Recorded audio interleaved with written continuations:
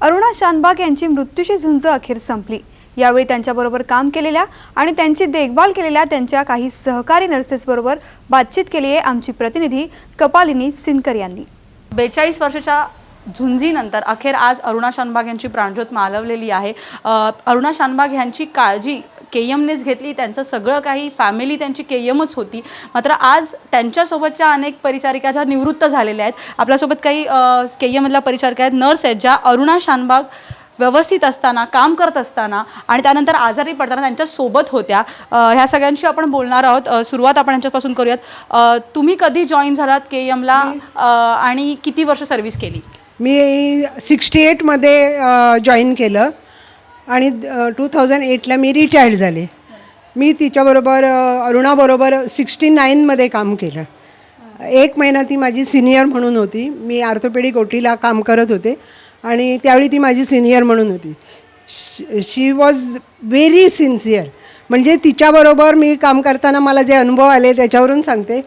ती एकदम सिन्सिअर होती आणि हेल्पफुल नेचर होतं तिचं।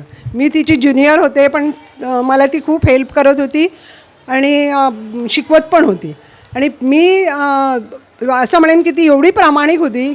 एकदा तिला एवढं टेम्परेचर होतं, 102 फॅरेनहाइटला तिला टेम्परेचर होतं, तरी पण ती ड्युटीवर आली आणि मग काम करताना ते टेम्परेचर वाढलं आणि तिला ॲडमिट करावं लागलं।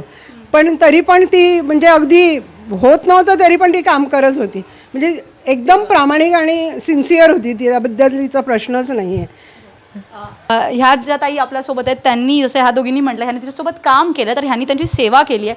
थोडंसं आठवून सांगाल, तुम्ही जॉईन झाल्याच्या वेळेला त्यांची अवस्था कशी होती आणि जसं तुम्ही म्हणाल की तुम्हाला त्यांची सेवा करायची संधी मिळाली?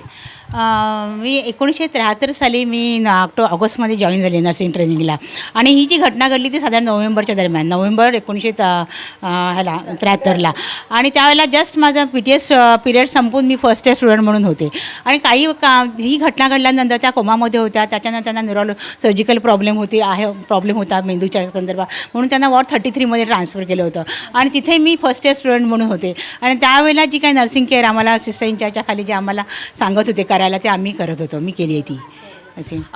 एक कसं जे जुने जाणते लोक आहेत त्यांना माहिती आहे की त्यांचं लग्नही होणार होतं, ते कोणाशी होणार होतं किंवा काय हा भाग नाही, पण कुठेतरी सगळेच त्यांची काळजी घेत होते। ज्यांच्याशी लग्न होणार होतं त्या इस्मांना आपण ओळखतच असाल, ते सगळे सुद्धा ह्या सगळ्यात होते का काळजी घेण्यात? हो, नक्की। त्यावेळी तिच्या डॉक्टरवर प्रेम होतं आणि त्यांच्यावर लग्न पण होणार होतं आणि तेच तिथे यायचे त्या न्यूरोसर्जरी वॉर्डमध्ये तिला भेटायचे। तिला म्हणजे काही ज्या तिच्या कन्सर्न, तिला काही वस्तू हवी नको असेल, काही पावडर म्हणा किंवा काही आणखी साबण म्हणा, तर ते आणून द्यायचे। तुम्ही मगाशी बोलताना म्हटलात की तुमच्या डीन त्यांच्यासाठी खाऊ आणायच्या, त्यांना काहीतरी खायला डॉक्टर प्रज्ञा पै 10 वर्ष त्या डीन म्हणून होत्या।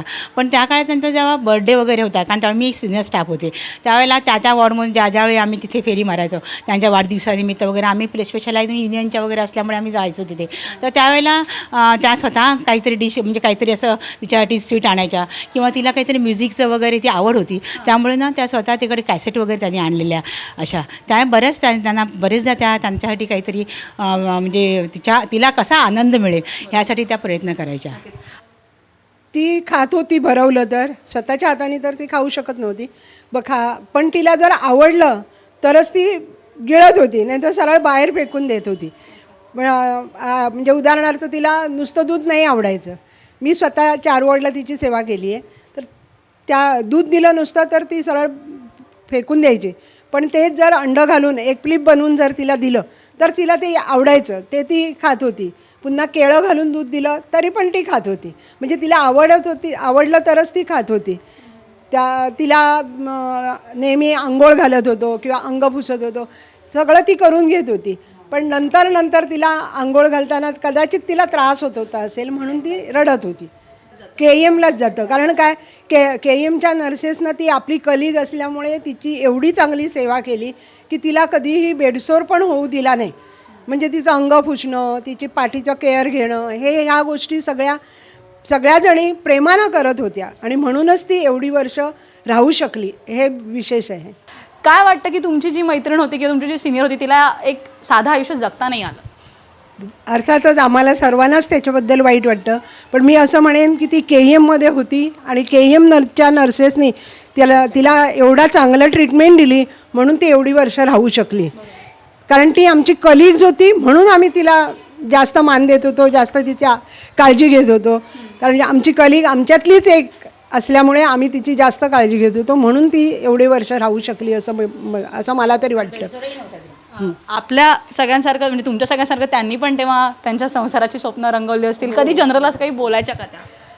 नाही, ते तिचे ज्यांच्याशी लग्न ठरलं होतं ते तिला भेटायला यायचे. त्यांना आम्ही बघितलेलं आहे, त्यांच्याशी बोललेले आहोत आम्ही. पण त्यानंतर पण त्यांनी 3 वर्ष तिची सेवा केली. येऊन भेटत होते, बोलत होते. 3 वर्ष त्यांची सेवा करत होती, तिची वाट पाहिली त्यांनी. म्हणजे खरंच त्यांचं एकदम मनापासून प्रेम होतं. नंतर पण सगळ्यांनी त्यांना फोर्स केला की ती बरी होणार नाही म्हणून. त्यावेळी नंतर त्यांनी लग्न केलं. बरोबर, नक्कीच. एकूण आपण बघतो ह्या सगळ्या जणी आपल्यासोबत होत्या. एक काळ त्यांचा केयममध्ये गेला आहे, एक काळ त्यांचा अरुणा शानबाग यांच्यासोबत गेला आहे. आज अरुणा शानबाग आपल्यात नाही आहेत. एक दुर्दैवी अंत असा त्यांचा झाला. त्यांचं अख्खं आयुष्यच एक वेगळी गोष्ट होती ती अरुणा शानबाग यांची गोष्ट. मात्र ह्या आज सगळ्यांना कुठेतरी त्या गेल्याचं वाईटही वाटतं आणि कुठेतरी त्यांच्या दुःखांतून त्यांची सुटका झाली असं समाधानही आहे. कॅमेरामन कुमार टेंबरे सह कपालिनी सिनकर, साम TV, मुंबई.